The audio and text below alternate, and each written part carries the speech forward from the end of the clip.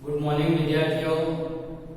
તો કે આપણે આપણા આગળના લેક્ચરમાં શું દ્રવ્ય પોતાની અવસ્થાને બદલી શકે છે તો તેની ચર્ચા કરી હતી। તો સૌપ્રથમ આપણે પ્રવૃત્તિ તરફ ગયા હતા કે પ્રવૃત્તિની અંદર આપણે જોયું હતું કે જે આકૃતિ તમને દર્શાવતી છે તો એ જ આકૃતિમાં કે અહીં આપણે બીકરની અંદર કે 150 ગ્રામ બરફના ટુકડા લીધા છે, બરાબર।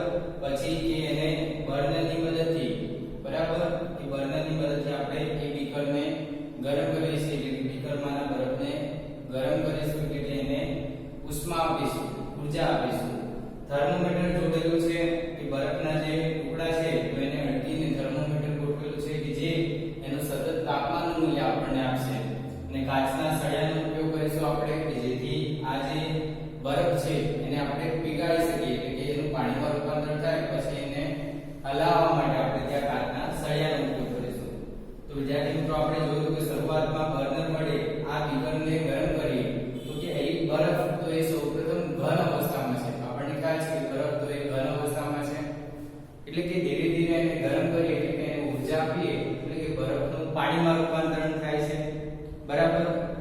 થર્મોમીટરની મદદથી એ તાપમાનનું મૂલ્ય આપણે નોંધતા રહીશું। પછી તે હજુ પણ એને ગરમી આપતા રહીએ છીએ, એટલે કે ઊર્જા આપતા રહીએ છીએ, એટલે કે તાપમાનનો ફેરફાર કરી આપણે એના સાથે જોડેલા થર્મોમીટરની મદદથી નોંધતા રહીશું। હવે કે શું થશે કે એક અવસ્થા એવી આવશે કે હવે પાણીનું વરાળમાં રૂપાંતર થાય છે, એટલે કે પ્રવાહીનું વાયુ અવસ્થામાં રૂપાંતર થશે। તો વિદ્યાર્થી મિત્રો આ માટેના અવલોકનોની આપણે નોંધ કરવાની છે।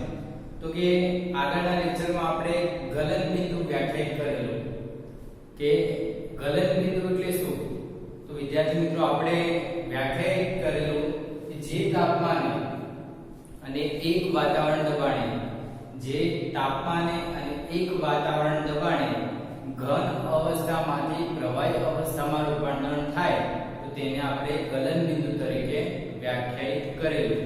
તે તાપમાનનું જે મૂલ્ય છે તેને આપણે ગલન બિંદુ તરીકે વ્યાખ્યાયિત કરેલું। અને કે આ જે ઘન અવસ્થામાંથી પ્રવાહી અવસ્થામાં રૂપાંતરણની જે ક્રિયા છે એટલે કે પીગળવાની જે ક્રિયા છે તો વિદ્યાર્થી મિત્રો આપણે તેને ગલન તરીકે વ્યાખ્યાયિત કરીશું, બરાબર। તો આ તમે યાદ રાખજો કે ઘન અવસ્થામાંથી પ્રવાહી અવસ્થામાં રૂપાંતરણની જે પ્રક્રિયા છે તો એને આપણે શું કહીશું, ગલન તરીકે વ્યાખ્યાયિત કરીશું। અને કે બરફ, તો બરફનું ઘનમાંથી પ્રવાહી અવસ્થામાં રૂપાંતર થાય એટલે કે એ દરમિયાન એનું ગલન બિંદુ, તો બરફનું ગલન બિંદુ કેટલું, તો બરફનું ગલન બિંદુ તો એ કેટલું 0 ડિગ્રી સેલ્સિયસ, બરફનું ગલન બિંદુ આપણે કેટલું લઈશું 0 ડિગ્રી સેલ્સિયસ, એટલે કે 273 કેલ્વિન, કેલ્વિનમાં તો એનું મૂલ્ય કેટલું થશે 273 કેલ્વિન। તો આ તમારે યાદ રાખવાનું છે। વિદ્યાર્થી મિત્રો આજે કે આપણે આપણા લેક્ચરમાં તો મેં તમને છેલ્લે પ્રશ્ન કરેલો કે અહીં કે આપણે જ્યારે બર્નર વડે આ બરફને ગરમ કરીએ તો કે ગલન બિંદુ સુધીના તાપમાન સુધી, બરફનું ગલન બિંદુ કેટલું તો કે 0 ડિગ્રી સેલ્સિયસ, એટલે કે 0 ડિગ્રી સેલ્સિયસ સુધી, બરોબર, કે 0 ડિગ્રી સેલ્સિયસ તાપમાન આવી જાય એટલે બરફ પોતાના ગલન બિંદુ સુધીનું તાપમાન મેળવી લે, તેના પછી એને ગરમી આપીએ એટલે કે એને ઊર્જા આપીએ, આ બરફ બીકરને આપણે ગરમ કરીએ તો કે તાપમાનનું મૂલ્ય બદલાતું નથી, તાપમાનનું મૂલ્ય ત્યાં કેવું રહે છે, અચળ રહે છે। એટલે કે હવે તાપમાનનું મૂલ્ય બદલાતું નથી, તાપમાન અચળ રહે છે। તો કે આપણે જે ઉષ્મા આપીએ છીએ તો એ ઉષ્મા જાય છે ક્યાં, બરાબર। તો કે વિદ્યાર્થી મિત્રો જ્યાં સુધી આ બરફનું સંપૂર્ણપણે પાણીમાં રૂપાંતર ન થાય ત્યાં સુધી એ તાપમાન કેવું રહે છે, ત્યાં અચળ રહે છે, બરાબર। ગલન બિંદુએ પહોંચ્યા બાદ તાપમાન એ કેવું રહે છે, અચળ રહે છે। શા માટે? કારણ કે જે ઉષ્મા છે તો એ ઉષ્મા ક્યાં વેડફાય છે, તો એ ઉષ્મા બરફને પાણીમાં રૂપાંતરણ કરવા માટે વેડફાય છે। તો વિદ્યાર્થી મિત્રો આ જે એક પ્રકારે છુપાયેલી ઉષ્મા છે એને આપણે ગુપ્ત ઉષ્મા તરીકે વ્યાખ્યાયિત કરતા હોઈએ છીએ। તો કે આપણો જે પ્રશ્ન છે મેં તમને જે આગળના લેક્ચરમાં પૂછેલો કે કોઈ ઘન પદાર્થના ગલન વખતે તાપમાન અચળ રહે તો ઉષ્મા ઊર્જા ક્યાં જાય છે, તો વિદ્યાર્થી મિત્રો કે ગલન બિંદુએ પહોંચ્યા બાદ ગલન બિંદુ એ પહોંચ્યા બાદ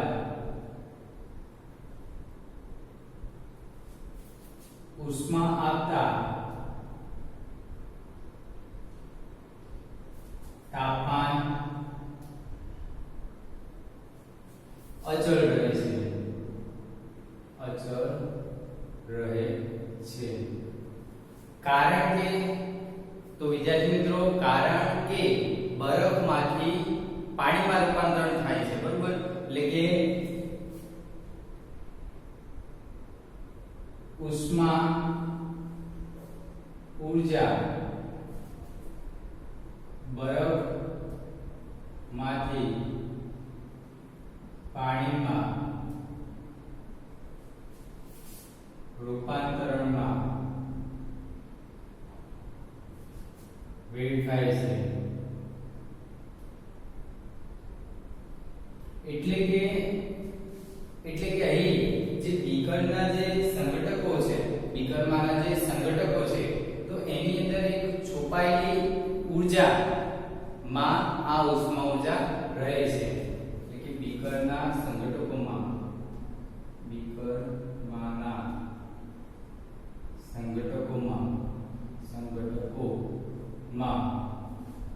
આ ઊર્જા છુપાયેલી રહે છે, જેને ગુપ્ત ઉષ્મા કહે છે. શું કહેવાય? જેને ગુપ્ત ઉષ્મા કહે છે, જેને આપણે ગુપ્ત ઉષ્મા તરીકે ઓળખતા હોઈએ છીએ. તો વિદ્યાર્થી મિત્રો, અહીં કે બરફનું ગલનબિંદુ, બરફ એ ગલનબિંદુએ પહોંચ્યા બાદ કે અહીં તાપમાન આપણને અચળ જોવા મળે છે. તો એના પાછળનું કારણ શું?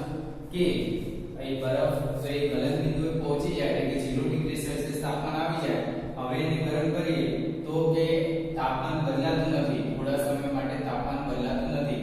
એટલે કે બરફનું પાણીમાં રૂપાંતરણ થઈ જાય, બરાબર. ખાસ યાદ રાખજો કે બરફનું હવે પાણીમાં રૂપાંતરણ થાય ત્યાં સુધી તાપમાન કેવું રહેશે? તાપમાન અચળ રહેશે, એટલે કે તાપમાન 0 ડિગ્રી સેલ્સિયસ જ રહેશે.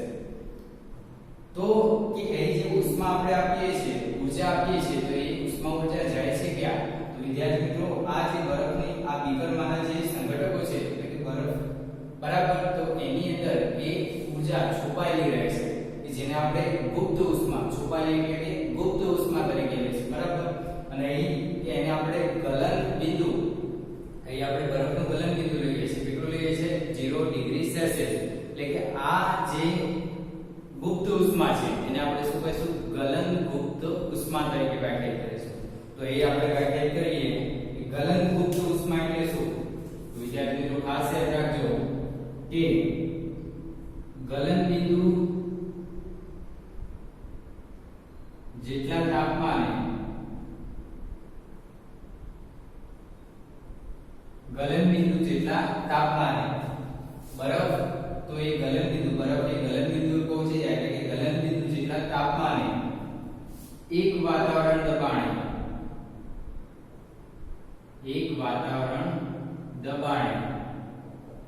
1 કિલોગ્રામ ઘન પદાર્થને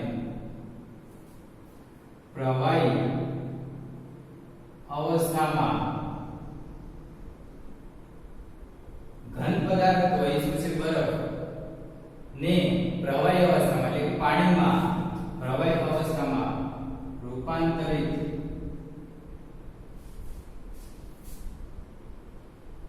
કરવાની ઉષ્માને એટલે કે ઊર્જાને શું કહીશું?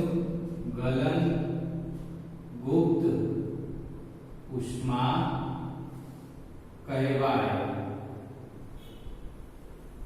તો વિદ્યાર્થી મિત્રો, આ તમારે યાદ રાખવાનું છે કે ગલનબિંદુ જેટલા તાપમાને અને એક વાતાવરણ દબાણે 1 કિલોગ્રામ ઘન પદાર્થને પ્રવાહી અવસ્થામાં રૂપાંતરિત કરવાની ઉષ્માને આપણે શું કહીશું? ગલન ગુપ્ત ઉષ્મા તરીકે વ્યાખ્યાયિત કરીશું. વિદ્યાર્થી મિત્રો, બરફનું ગલનબિંદુ તો એ કેટલું છે? 0 ડિગ્રી સેલ્સિયસ. એ આપણને ખ્યાલ છે, આપણે આગળના લેક્ચરમાં એ વ્યાખ્યાયિત કરેલું કે બરફનું ગલનબિંદુ આપણે કેટલું લઈએ સેલ્સિયસ એટલે કે વિદ્યાર્થી મિત્રો અહીં આપણે ખાસ નોંધવાનું કે 0 ડિગ્રી સેલ્સિયસ તાપમાને બરફના કણોની ઊર્જા વધારે હશે કે પાણીના કણોની ઊર્જા વધારે હશે બરાબર ગલનગુપ્ત ઉષ્મા તો આપણે વ્યાખ્યાયિત કર્યું એટલે કે ગલનગુપ્ત ઉષ્મા એટલે શું કે એક છુપાયેલી ઉષ્મા છે જ્યારે ગલન બિંદુએ પહોંચી જાય બરફનું તાપમાન એ ગલન બિંદુએ પહોંચી જાય એટલે ગલન બિંદુ જેટલા તાપમાને એક વાતાવરણ દબાણે કે બરફનું પાણીમાં રૂપાંતરણ ન થાય ત્યાં સુધી બરફનું પાણીમાં રૂપાંતરણ થાય ત્યાં સુધી જે ઉષ્મા છે તો એ ઉષ્મા છુપાયેલી રહે છે અને ત્યાં તાપમાન અચળ રહે છે એટલે કે એને આપણે ગલનગુપ્ત ઉષ્મા તરીકે વ્યાખ્યાયિત કરીએ અને કે આ દરમિયાન ગલનગુપ્ત ઉષ્મા એટલે કે 0 ડિગ્રી સેલ્સિયસ તાપમાને તો એ ખાસ નોંધશું કે 0 ડિગ્રી સેલ્સિયસ તાપમાને બરફના કણોની ઊર્જા તે જ તાપમાને પાણીના કણોની ઊર્જા કરતા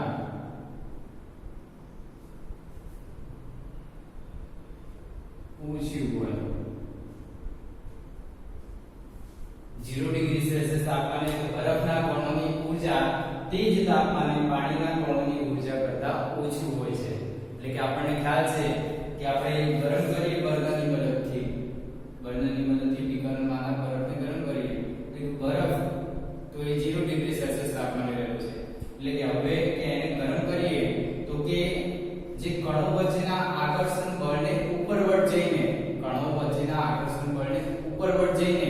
કે અહીં ઘન અવસ્થામાંથી પ્રવાહી અવસ્થામાં રૂપાંતરણ માટે ઉષ્મા વેડફાય છે બરાબર કણો તો ઘનની અંદર કણો વચ્ચે આકર્ષણ બળ વધારે હોય છે પ્રવાહી અવસ્થાની અંદર કે ઘન અંદરના જે કણો છે એના કરતા આકર્ષણ બળ ઓછું હોય છે એટલે કે કણો વચ્ચેના આકર્ષણ બળની ઉપરવટ જઈને ઘન પદાર્થની અંદર કણો વચ્ચેનું આકર્ષણ બળ સૌથી વધારે હોય છે પણ એ આકર્ષણ બળોની ઉપરવટ જઈને કે ઘન અવસ્થાનું પ્રવાહી અવસ્થામાં રૂપાંતરણ માટે અહીં આપણે જે ઉષ્મા આપીએ છીએ ઊર્જા આપીએ છીએ તો એ ઊર્જા વેડફાઈ જાય છે તાપમાન કેવું રહેશે તાપમાન અચળ રહે છે બરાબર તાપમાન તો 0 ડિગ્રી સેલ્સિયસ જ રહેશે પણ ઉષ્મા તો આપણે અહીં આપીએ છીએ તો એ ઉષ્મા ઊર્જા જાય છે ક્યાં તો કે અવસ્થા ફેરફાર માટે કે ઘન અવસ્થામાંથી પ્રવાહી અવસ્થામાં રૂપાંતરણ માટે એ ઊર્જા વેડફાઈ જાય છે કે જેને આપણે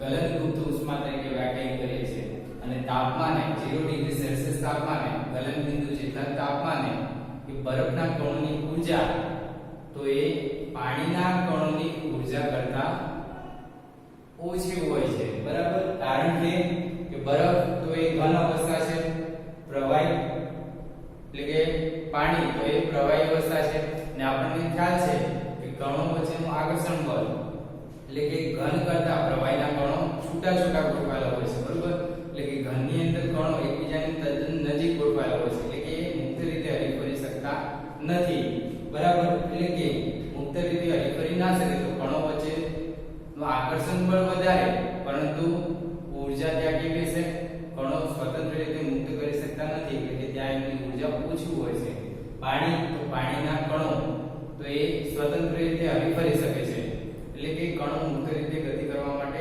સ્વતંત્ર છે એટલે કે કણો વધુ ઊર્જા ધરાવે છે બરોબર એટલે કે કંપન કરતા હોય છે ઝડપી કંપન કરશે હવે એટલે કે એમના કણોની ઊર્જા વધારે હોય છે વિદ્યાર્થી મિત્રો આ તમે તમારી નોટબુકમાં નોંધી લો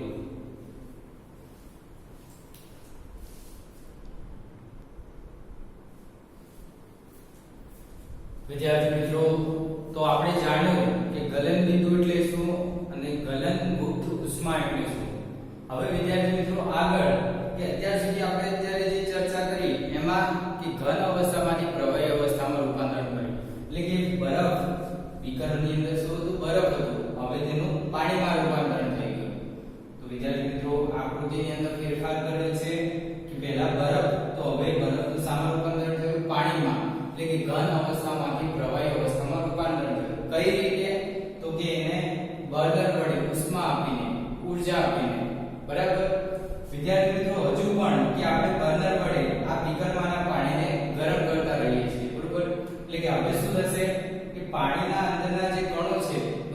પાણીના અંદરના જે કણો છે તો એ વધુ ઝડપથી કંપન કરે છે, એટલે કે વધુ ઝડપથી શું કરે છે? કંપન કરે છે, એટલે કે ગતિ કરે છે.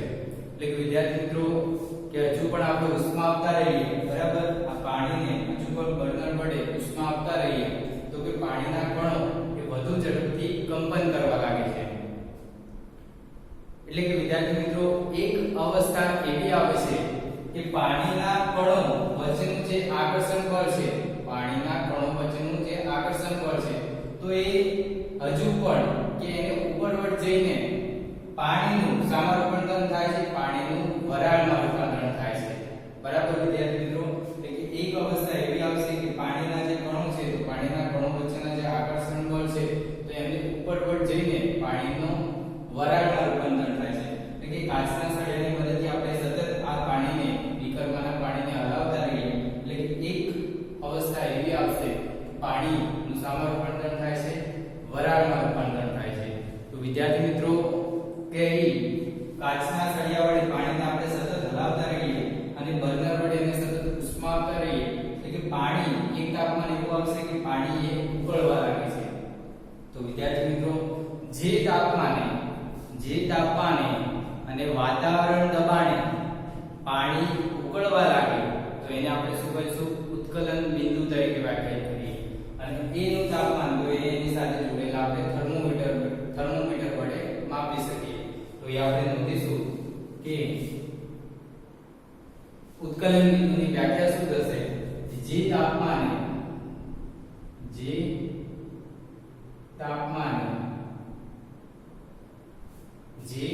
તાપમાને એટલે કે બર્નર વડે ઉષ્મા આપીએ જે તાપમાને અને વાતાવરણ દબાણે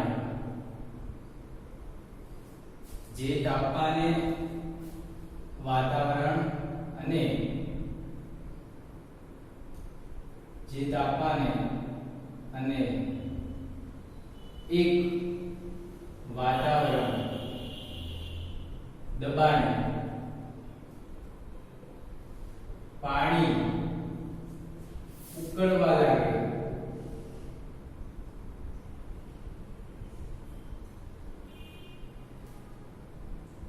લાગે તેને ઉત્કલન બિંદુ કહેવાય. તો વિદ્યાર્થી મિત્રો જે તાપમાને અને એક વાતાવરણ દબાણે પાણી ઉકળવા લાગે તેને ઉત્કલન બિંદુ તરીકે આપણે વ્યાખ્યાયિત કરીશું. અને એ પાણી જે તાપમાને ઉકળે એટલે કે પાણીનું ઉત્કલન બિંદુ, તો વિદ્યાર્થી મિત્રો પાણીનું ઉત્કલન બિંદુ કેટલું હોય છે? પાણીનું ઉત્કલન બિંદુ તો એ કેટલું હોય છે? પાણીનું ઉત્કલન બિંદુ તો એ 100 ડિગ્રી સેલ્સિયસ 100 ડિગ્રી સેલ્સિયસ એટલે કે કેલ્વિનમાં લખીએ તો કેલ્વિનમાં એનું મૂલ્ય કેટલું થશે? 373 કેલ્વિન. તો વિદ્યાર્થી મિત્રો આ ખાસ યાદ રાખવાનું કે ઉત્કલન બિંદુ એટલે શું? તો જે તાપમાને એક વાતાવરણ દબાણે પાણી ઉકળવા લાગે, ઉકળવાની શરૂઆત થાય તો તેને આપણે ઉત્કલન બિંદુ તરીકે વ્યાખ્યાયિત કરીએ છીએ. અને પાણીનું ઉત્કલન બિંદુ તો એ કેટલું મળશે આપણને? 100 ડિગ્રી સેલ્સિયસ. અને કેલ્વિનમાં એની કિંમત આપણને કેટલી મળશે? 373 કેલ્વિન. હવે વિદ્યાર્થી મિત્રો આગળ જઈએ કે આપણને હવે એ તો ખ્યાલ આવ્યો કે પાણી હવે ઉકળવાની શરૂઆત કરે છે, બરાબર?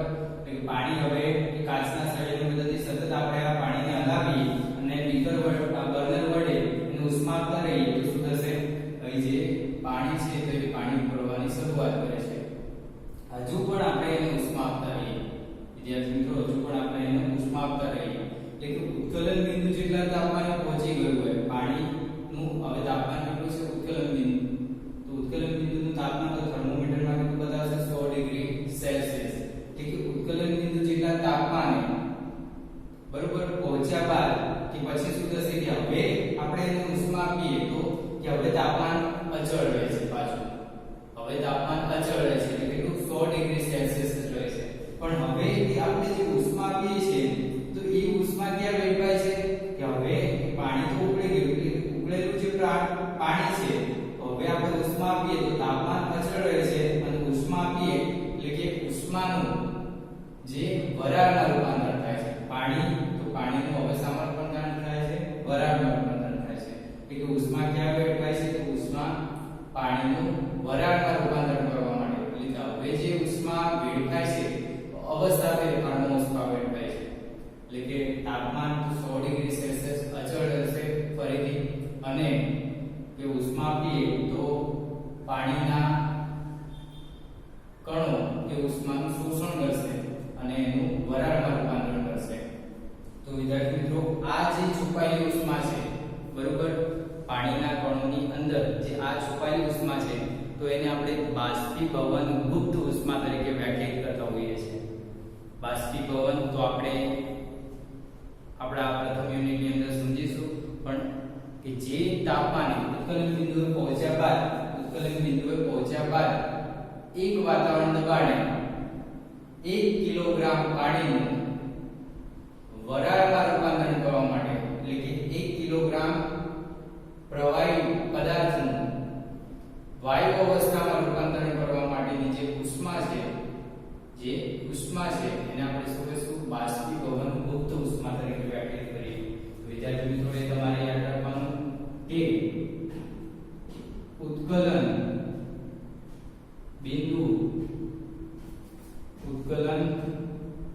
બિંદુ જેટલા તાપમાને પહોંચ્યા બાદ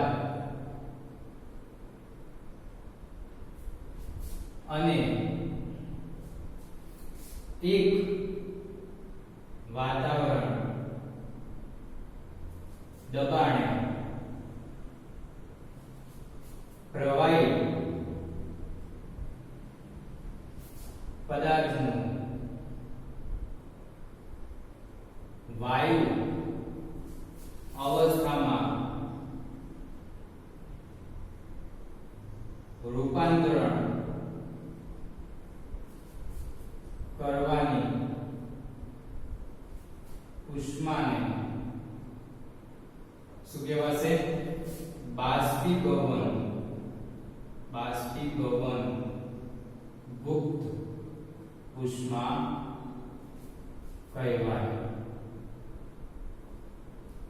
એટલે કે એને આપણે શું કહેવાશે બાષ્પીભવન ગુપ્ત ઉષ્મા કહેવાશે એટલે તાપમાન 100 ડિગ્રી સેલ્સિયસ અચળ રહેશે પણ હવે અવસ્થા ફેરફાર માટે ઉષ્મા વેડફાઈ જાય છે એટલે કે પ્રવાહીનું વાયુમાં રૂપાંતરણ માટે ઉષ્મા વેડફાય છે તાપમાન અચળ રહેશે તાપમાન 100 ડિગ્રી સેલ્સિયસ તો એ આપણે થર્મોમીટરની અંદર નોંધ લઈ શકીએ કે તાપમાન 100 ડિગ્રી સેલ્સિયસ અચળ જ રહેશે એટલે કે ઉત્કલન બિંદુ જેટલું તાપમાન તો એ 100 ડિગ્રી સેલ્સિયસ તાપમાન અચળ રહેશે પણ એ જે પાણીના જે કણો છે તો પાણીના કણોના જે આકર્ષણ બળ છે એને ઉપરવટ જઈને પાણીનું વરાળમાં રૂપાંતરણ થવા માટે એટલે કે અવસ્થા ફેરફારમાં ઉષ્મા વેડફાય છે કે જેને આપણે બાષ્પીભવન ગુપ્ત ઉષ્મા તરીકે વ્યાખ્યાયિત કરતા હોઈએ છીએ તો વિદ્યાર્થી મિત્રો અહીં ફરીથી કે પાણીના કણોની ઊર્જા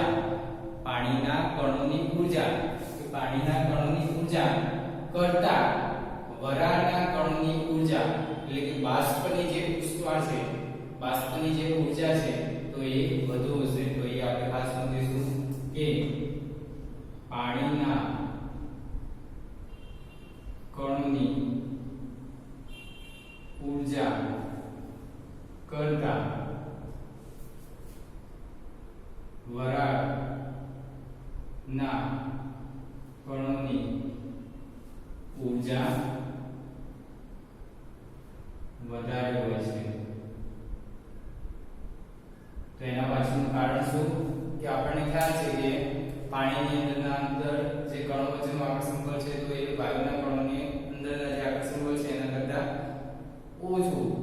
વધારે હોય છે એટલે કે પાણીના અંદરના જે કણો છે તો એમની વચ્ચેનું આકર્ષણ બળ એ વધારે હોય છે શાના કરતા વાયુના કણોની આકર્ષણ બળ કરતા એટલે કે વાયુની અંદર તો કણો સતત અસ્તવ્યસ્ત ગતિ કરતા હોય છે અને કેવા હોય છે સતત હોય છે એટલે કે એમના કણો સ્વતંત્ર રીતે ગમે તે દિશામાં અસ્તવ્યસ્ત રીતે સતત મુક્ત રીતે હરી ફરી શકે છે એટલે કે એમના કણોની ઊર્જા વધુ હોય છે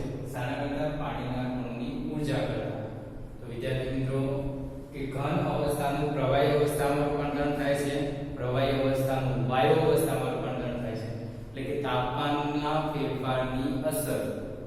તો કે તાપમાનનો ફેરફાર લાગુ કરતા ઘન અવસ્થાનું પ્રવાહી અવસ્થામાં રૂપાંતરણ થાય છે અને પ્રવાહી અવસ્થાનું વાયુ અવસ્થામાં રૂપાંતરણ થાય છે. તો આ તમે તમારી નોટબુકમાં નોંધી લો.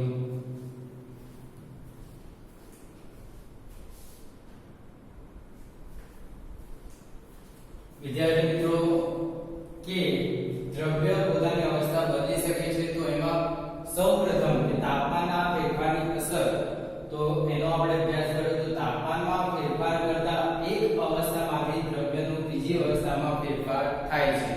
તો એ આપણે પ્રવૃત્તિ દ્વારા સમજ્યા, બરાબર. કે એક સાદા ઉદાહરણની મદદથી આપણે એ જાણી શક્યા કે એક અવસ્થાનું બીજી અવસ્થામાં રૂપાંતરણ થાય છે. એટલે કે આપણે જાણ્યું કે ઘન અવસ્થા, પ્રવાહી અવસ્થા અને વાયુ અવસ્થા, દ્રવ્યની ત્રણ અવસ્થાઓ.